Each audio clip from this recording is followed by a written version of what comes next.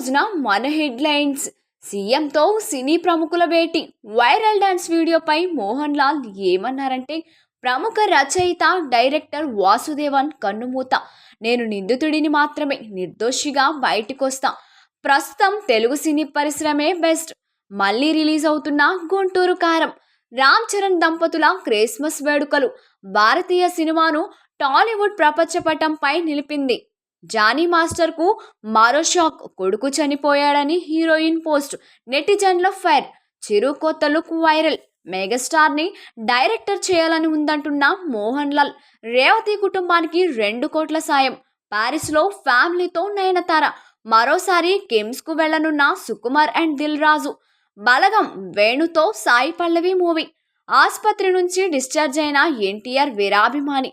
ఎన్టీఆర్ 12 లక్షలు ఇచ్చారంటున్న అభిమాని తల్లి.